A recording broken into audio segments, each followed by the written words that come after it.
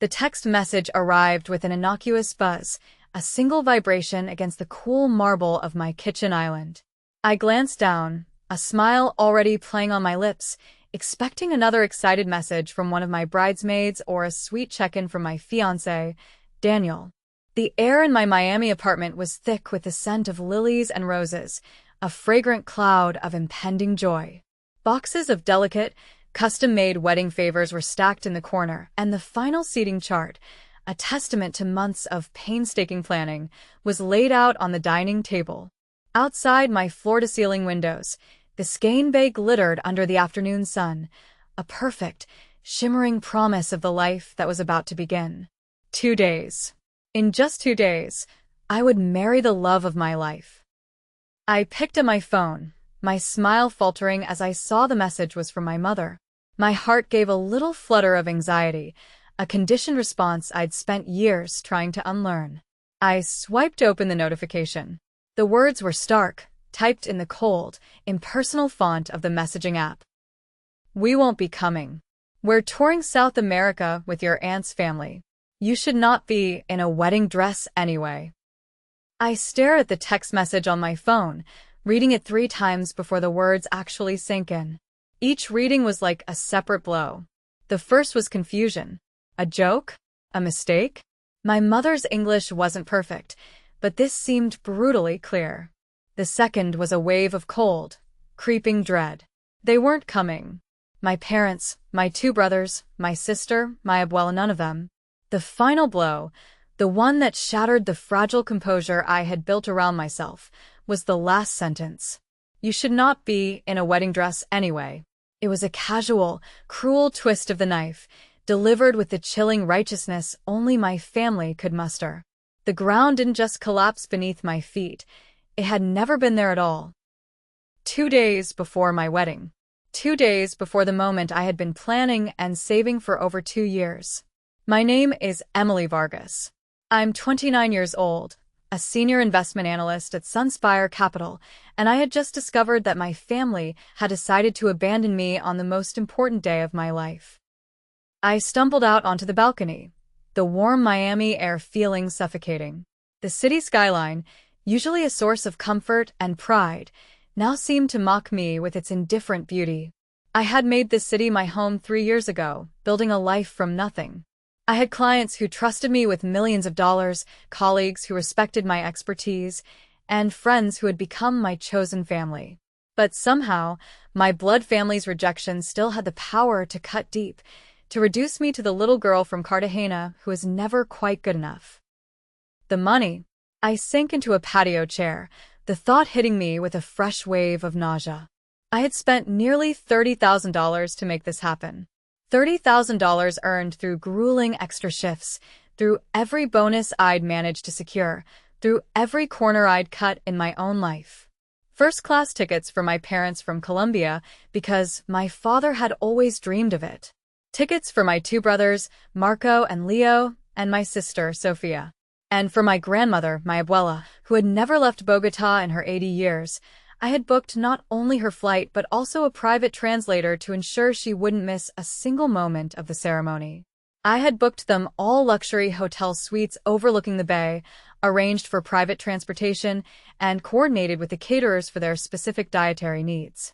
All of it, every last detail, had gone toward making sure my family could be there when I married Daniel. And for what? For them to choose a last-minute tour of South America with my Aunt Carmen, a woman whose life revolved around social climbing and subtle family drama. It wasn't a coincidence. It was a statement. Daniel found me there 20 minutes later, his usually cheerful face immediately clouding with concern. He was carrying a bouquet of my favorite stargazy lilies, a pre-wedding surprise. When he saw my tear-streaked face and the phone clutched in my white-knuckled hand, he dropped the flowers on the table and rushed to my side. "Emily? Amor, what happened?" he asked, his voice immediately filled with the gentle warmth that had made me fall in love with him. I couldn't speak.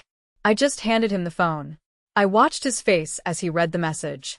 His initial confusion mirrored my own, then his brow furrowed, and a dark anger I had rarely seen before settled in his eyes. He read it again, his jaw tightening. They are not serious, he said, his voice a low growl. He looked from the phone to me, his expression softening into one of pure fury on my behalf. After everything you've done for them? The tickets, the hotels, after all the money, all the effort? He pulled me into his arms, and I finally let out the sob I had been holding back. It's the last part, Daniel, I choked out. Why would she say that? He held me tighter. Because they are cruel, Emily. And because your father has never approved of me. He was right. My father, a man steeped in tradition and patriarchal pride, had never understood my choices. He never understood why I would leave Columbia to study finance in the United States, a field he considered unladylike. He never understood why I would build a career, instead of finding a nice Colombian husband from a good family and settling down. And he certainly never understood why I would fall in love with Daniel, a brilliant, kind, and successful lawyer who happened to not be Colombian. To them, my wedding was a mistake I was making, not a celebration they should attend. Growing up in Cartagena, I had always been the daughter who tried too hard. While my siblings seemed to effortlessly meet my parents' expectations, I was constantly fighting to prove myself worthy of their approval. Marco became an engineer and Leo a doctor, both respectable, stable professions. My sister, Sophia, married her high school sweetheart at 22 and immediately started having children. They all stayed close to home, building lives that made sense to my parents. I was the anomaly. The one who insisted on studying finance, who dreamed of working in international markets, who saved money to study English instead of planning a wedding. When I announced I was moving to the United States to pursue my career, my mother cried for 3 days. You're abandoning your family, she had said. You're choosing money over love. But I hadn't been choosing money over love. I had been choosing myself over their limitations. In Miami, I discovered I was capable of things I had never imagined.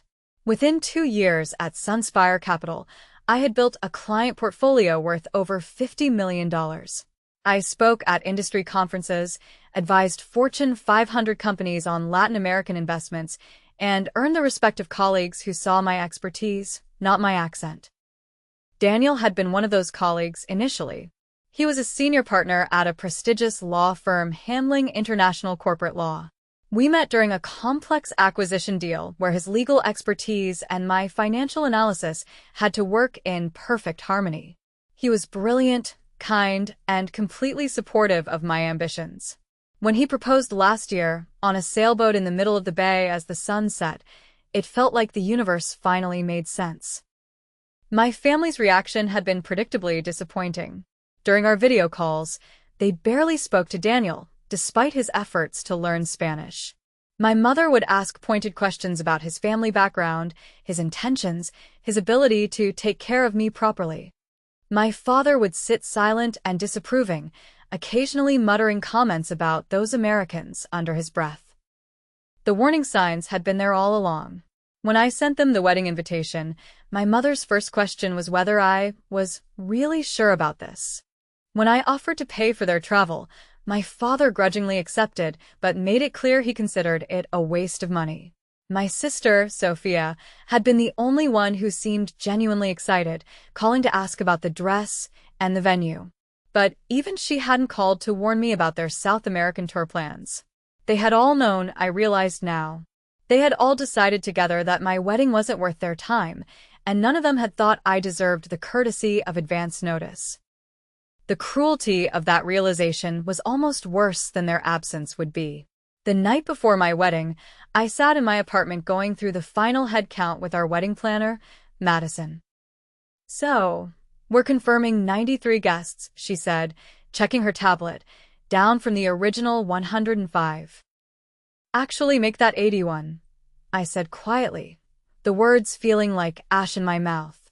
My family won't be attending. Madison looked up sharply, her professional veneer cracking for a moment to reveal genuine concern. Your family? But Emily, we had 12 seats reserved for them, including the special dietary requirements for your grandmother. I know. I try to keep my voice steady. Something came up at the last minute. The lie felt necessary. I couldn't bear to explain the truth to someone I barely knew, couldn't handle the pity or the awkward condolences. Madison was professional enough not to press for details, but I saw the concern in her eyes as she adjusted the seating arrangements. After she left, Daniel and I sat on the couch in heavy silence. He had been furious when I told him about the text message, ready to call my parents directly and demand an explanation. But I had stopped him. What was the point? They had made their choice, and nothing he could say would change their minds or heal the wound they had opened. Maybe this is for the best, I said, surprised by my own words. Daniel turned to look at me. How can you say that? Think about it, I continued, the thoughts crystallizing as I spoke. Would we really want people there who disapprove of our marriage? Who think I'm making a mistake? Who couldn't even be bothered to tell me they weren't coming until 2 days before? He was quiet for a moment. You've been carrying their disapproval this whole time, haven't you? I nodded, a single tear tracing a path down my cheek. I kept hoping they would come around, that they would see how happy you make me, how good we are together. I took a shaky breath. But they've already decided who I should be, and it's not who I actually am. The realization was liberating and heartbreaking at the same time. I had spent years trying to bridge two worlds, my Colombian heritage and my American dreams, believing I could make my family understand. But they didn't want to understand. They wanted me to be someone else entirely. That night, I called my maid of honor, Jessica, who had become my closest friend since moving to Miami. When I told her what had happened, she was quiet for a long moment. Emily, she finally said, her voice firm. I need you to know something. Tomorrow is going to be the most beautiful day, surrounded by people who love and support you exactly as you are. Your family's loss is our gain. She was right. As I fell asleep that night, I realized I wasn't heartbroken anymore. I was angry, but it was a clean, focused anger that felt like fuel rather than poison. Tomorrow, I would marry the man I loved, surrounded by the family I had chosen. And I would make sure everyone knew exactly how happy I was. The morning of my wedding dawned bright and clear, with the kind of perfect Miami weather that makes you believe in miracles. I woke up in my hotel suite at the Four Seasons, surrounded by my bridesmaids, who had insisted on staying with me the night before. Jessica was already awake, ordering room service and coordinating with the hair and makeup team. Today is about joy, she announced as she handed me coffee. Nothing else matters. She was right, but I couldn't shake the hollow feeling where my family's presence should have been. As I sat in the makeup chair, I kept glancing at my phone. Part of me still hoping for an apology text, an explanation, anything that would make sense of their abandonment. Nothing came. The venue was the Perez Art Museum, Miami, overlooking Biscayne Bay. Daniel and I had chosen it because it represented everything we loved about our life here. Modern, sophisticated, and uniquely Miami. As I arrived for the ceremony, I was struck by how beautiful everything looked. Madison had worked miracles with the flowers and lighting, and the space felt magical. But then I saw the empty section where my family should have been sitting. 12 empty chairs in the front rows, a glaring reminder of who wasn't there. I felt my composure wavering until Jessica appeared at my side.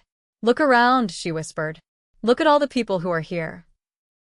And she was right. The venue was filled with colleagues from Sunspire Capital, including my boss, George Rodriguez, and several senior partners who had become mentors. There were clients I had worked with for years, professionals who had become friends. I saw faces from my graduate program, neighbors from my building, and Daniel's family, who had embraced me from the moment we met. Most surprisingly, I saw Anthony Rivera, a high-profile entrepreneur whose company I had helped take public 2 years earlier. He had become both a client and a friend, and his presence added an unexpected glamour to the event. Next to him sat Catalina Santos, a television personality whose investment portfolio I managed. I hadn't expected either of them to attend, but there they were, smiling and clearly excited to celebrate with us. As the music began, and I walked down the aisle, something incredible happened. Instead of feeling the absence of my biological family, I felt surrounded by love from the family I had built. These people were here because they believed in Daniel and me, because they had watched our relationship grow and wanted to be part of our happiness. Daniel's face, when he saw me, made everything else fade away. His eyes filled with tears, and I knew that whatever pain my family's absence had caused, this moment was perfect. As we exchanged vows, I looked out at our guests and felt overwhelmed with gratitude. These people had shown up for us in a way my own blood relatives couldn't. The ceremony was beautiful, but the reception was where everything truly came alive. Anthony gave an unexpected toast about the importance of chosen family, and Catalina insisted on taking photos with everyone. The energy was infectious, and I found myself laughing and dancing in a way I hadn't expected to be able to. Around 9 p.m., as I was talking with some colleagues from work, my phone started buzzing with notifications. I ignored them at first, too caught up in the celebration to care about anything else. But Jessica grabbed my arm. "Emily, you need to see this," she said, showing me her own phone. Catalina posted photos on Instagram, and they're already going viral. Look at the comments. I pulled out my phone and saw dozens of missed calls and text messages. Something was happening, but I was too happy to care what it was. "Emily, you have to see this," Jessica said, pulling me aside as the reception continued in full swing around us. She showed me her Instagram feed, where Catalina Santos had posted a series of photos from our wedding. The images were stunning, me laughing with Anthony Rivera, Daniel and me cutting the cake while surrounded by guests, group shots that captured the joy and elegance of the entire evening. But it was the captions that caught my attention. Catalina had written, "Celebrating the beautiful union of two incredible people tonight." Emily Vargas is not only a brilliant financial analyst, but also one of the most genuine souls I know. Wishing you and Daniel a lifetime of happiness. The post had already garnered thousands of likes and hundreds of comments. People were asking who I was, commenting on how beautiful the wedding looked, and several business publications had already reached out to Catalina for more details about the event. "This is insane," I said, scrolling through the notifications. I had no idea she was going to post anything. "And look at this," Jessica continued, showing me another post from Anthony Rivera. He had shared a photo of himself, Daniel, and me with the caption, "Honored to celebrate these two amazing people tonight. Emily's expertise helped take our company public, and her friendship means even more. Here's to love and success." I felt a surge of pride and disbelief. These weren't just clients anymore. They were friends who were publicly celebrating our relationship and my professional accomplishments. The wedding that my family had dismissed as a mistake was being showcased to thousands of people as something beautiful and meaningful. My phone kept buzzing with notifications, but I decided to ignore them. This was my wedding night, and I wasn't going to let anything distract from the joy I was feeling. Daniel found me on the dance floor, spinning me around as our friends cheered. "Are you having fun?" he asked, his eyes bright with happiness. "The best time of my life," I said, and I meant it completely. As the evening wound down, our guests began to say their goodbyes. Anthony and Catalina both hugged me warmly, telling me how honored they were to be part of our celebration. "You deserve all the happiness in the world," Catalina whispered as she hugged me goodbye. Daniel and I retreated to our honeymoon suite around midnight, exhausted but euphoric. We sat on the balcony overlooking the bay, still in our wedding clothes, sharing a bottle of champagne and reflecting on the incredible day. "I can't believe how perfect everything was," Daniel said. "Did you see how happy everyone looked? Your speech during dinner had people in tears." I smiled, remembering the moment when I had stood up to thank our guests. I had spoken about chosen family, about the people who show up for you not because they have to, but because they want to. Looking out at those faces, I had felt more supported than I ever had in my life. "I keep thinking about something Anthony said during his toast," I continued, "that the best families are the ones you build yourself, not the ones you're born into." Daniel reached for my hand. "Your family missed something extraordinary tonight. But honestly, I'm glad they weren't here."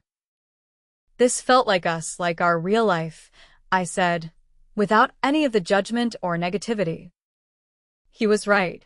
As difficult as their absence had been initially, I realized that my biological family's presence would have changed the entire energy of the evening. There would have been tension, disapproval, awkward moments that would have overshadowed the joy. Instead, we had celebrated with people who genuinely loved and supported us. The next morning, I woke up in the honeymoon suite with Daniel's arms around me and the Miami sunshine streaming through the floor-to-ceiling windows. For a blissful moment, I felt nothing but contentment. Then I remembered the buzzing phone from the night before and reached over to check my messages. What I found made me sit up in shock. 47 missed calls, over 100 text messages, dozens of social media notifications. And they were all from my family in Colombia. "Daniel," I said, shaking him gently awake. "You need to see this." The messages had started around 10 p.m. the night before, just an hour after Catalina's Instagram post had gone live. The first one was from my sister. "Emily, why didn't you tell us who was going to be at your wedding?" Then my mother. "We saw the photos online. This is embarrassing for our family. Why did you not inform us about these important people?" My father. "You have made us look foolish." My brother Carlos. "Everyone in Cartagena is talking about the photos. You should have told us this was going to be such a big event." The messages grew increasingly frantic as the night progressed. Apparently, news of the wedding had spread quickly through their social circles in Colombia. Anthony Rivera was well known in Latin American business circles, and Catalina Santos was a celebrity throughout the Spanish-speaking world. My family's friends and neighbors had seen the posts and were asking why they hadn't attended their own daughter's wedding to such an important event. "Look at this one," I said to Daniel, showing him a message from my Aunt Carmen, the same aunt whose South American tour had been more important than my wedding. "She's asking if there's still time to fly to Miami to extend congratulations in person." Daniel read over my shoulder, his expression growing darker with each message. "They're upset that they missed out on the social status, not that they hurt you." He was absolutely right. Not a single message contained an apology for abandoning me. Not one acknowledged the pain they had caused or expressed regret for missing my special day. They were all focused on how their absence had made them look bad in front of their community. My mother's latest message was particularly revealing. "Emily, you have embarrassed us by not insisting we attend. People are asking why we were not there for such an important event. You should have explained better how significant this wedding would be." I stared at the phone in disbelief. Even now, they were trying to make their absence my fault. I was supposed to have convinced them harder, explained better, somehow forced them to care about my happiness. "What are you going to do?" Daniel asked gently. I looked at him, then at the messages, then out at the beautiful Miami morning. Something inside me felt incredibly clear and calm. "Nothing," I said. "Nothing. Nothing at all." I scrolled through my contacts and began blocking numbers. They made their choice when they decided a vacation was more important than their daughter's wedding. They don't get to change their minds now because they realized it might have been advantageous to attend. Daniel watched as I systematically blocked my parents, my siblings, my aunt, and every family member who had sent demanding messages. "Are you sure about this?" I nodded, feeling lighter with each blocked contact. I'm not their entertainment or their social climbing opportunity. I'm done being their disappointment. 3 hours after I had finished blocking my family's numbers, I did something that felt like the most natural decision in the world. I posted my own collection of wedding photos on Facebook. The album was carefully curated, 43 images that captured the pure joy and elegance of our celebration. There was a stunning photo of me in my dress, laughing with Catalina Santos and Anthony Rivera. Another showed Daniel and me cutting our cake while George Rodriguez, my boss, raised a toast in the background. The group shots were incredible, showing a room full of successful, happy people genuinely celebrating our love. But my favorite photo was one Jessica had taken during the reception. It showed me on the dance floor, arms raised in pure joy, surrounded by friends and colleagues who had become my chosen family. My face was radiant with happiness, completely free of the anxiety and approval-seeking that had defined so much of my relationship with my biological family. I wrote a simple caption: "The most perfect day with the most perfect people. So grateful for everyone who traveled near and far to celebrate with Daniel and me. This is what love looks like. Being surrounded by people who choose to show up for your happiness. Hashtag chosen family is best. Hashtag Miami wedding. Hashtag grateful." Within minutes, the likes and comments started pouring in. Colleagues, friends, and acquaintances were congratulating us, commenting on how beautiful everything looked and expressing amazement at the guest list. Several people mentioned seeing the photos shared by Anthony and Catalina, and the reach was expanding exponentially. I tagged all the significant guests, including Anthony Rivera and Catalina Santos, which amplified the visibility even more. The post was being shared by business contacts throughout Latin America and the United States. Then I set my phone aside and went to enjoy breakfast with my new husband, feeling completely at peace with my decision. By evening, the fallout had exceeded anything I could have imagined. Jessica called me while Daniel and I were having dinner at a beachfront restaurant, laughing as she filled me in on what was happening online. "Emily, you need to know what's going on in Cartagena," she said. "I have cousins there, and apparently your family's absence from your wedding is the talk of the entire social circle. The photos are everywhere. People are sharing them on WhatsApp, posting them on their own social media, asking how your parents could have missed their daughter's wedding to such an important event." The irony was perfect. My family had always been obsessed with appearances, with what their friends and neighbors thought of them. They had spent their lives building a reputation as a successful, close-knit family.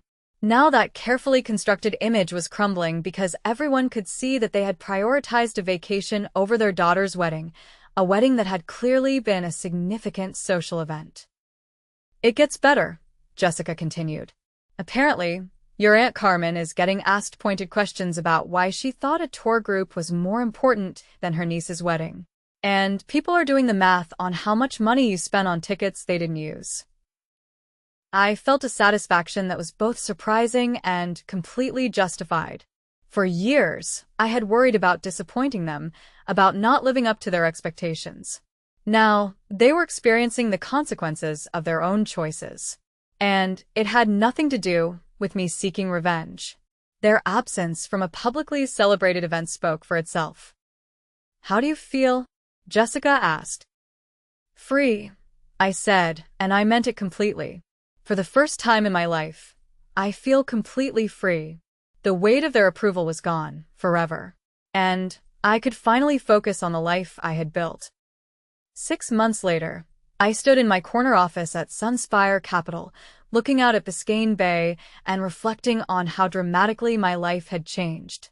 The success of our wedding had led to unexpected opportunities. 3 new high-profile clients had signed with me after seeing the photos and learning about my work.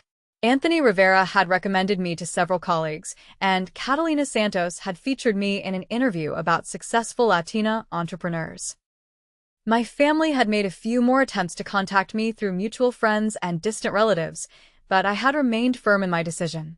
They had taught me an invaluable lesson, that love should never be conditional on meeting someone else's expectations, and that the most important family is the one you choose to build. Daniel and I had settled into married life with the same joy and partnership that had defined our relationship from the beginning. We traveled, entertained friends, and continued building careers we were passionate about. Our home became a gathering place for the chosen family that had celebrated with us that perfect day in Miami. Sometimes people ask if I miss my biological family, if I regretted cutting ties so completely. The answer was always no. They had shown me exactly who they were and what I meant to them when they chose a vacation over my wedding. I had simply believed them and acted accordingly. Standing there in my office, successful and surrounded by people who truly supported me, I realized that their absence had been the greatest gift they could have given me. I had learned to value myself exactly as much as I deserved, and I would never again settle for less than complete acceptance and love. The revenge I had taken wasn't calculated or cruel. It was simply living my best life and letting the truth speak for itself.